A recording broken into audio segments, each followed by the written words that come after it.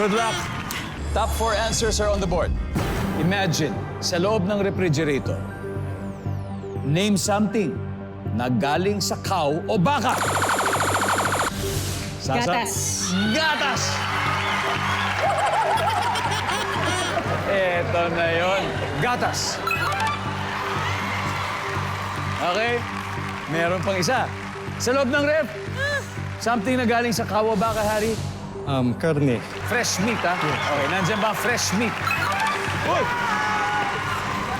Okay, Harry, pass or play? Play, Okay, let's go. Dalawa na lang to.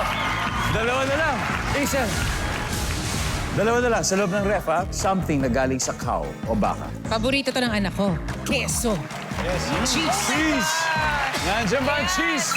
Of course. One more, Marie Chris. For the win, Marie Chris. Sa loob ng ref, something na galing sa cow o baka. Oy, ganyan. Something na galing sa cow o baka sa loob ng ref. Buto? Or balat? Buto. Ang bulalo. Yes. Pwede. Nandiyan ba ang buto? Wala. Harry.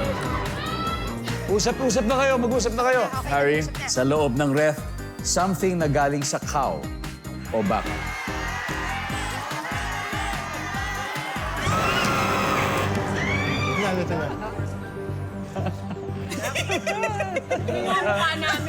Okay, again, at sa loob ng ref, something na galing sa cow o baka. Sasa. Ice cream. Ice cream.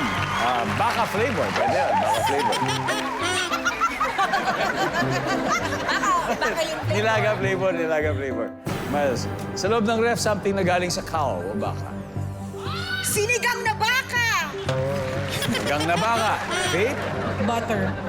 Butter. Champagne. Sa loob ng ref, name something na galing sa cow o baka for the win, Champagne. Isang tama sagot lang. Ice cream. That's my answer. Ice cream. Ang sabi ng survey ay... Boom! Wala lang!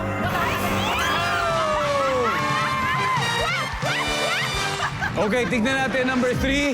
Ano ba yan? Uy! It was very specific sa survey. Corned beef talaga. Corned beef. No, But anyway, ang ating final score, Team Pinoy Pop, 545. Team Metro Pop, it's okay, it's okay. Alam nyo mahalaga, nag-reunion kayo. At nag-practice kayo.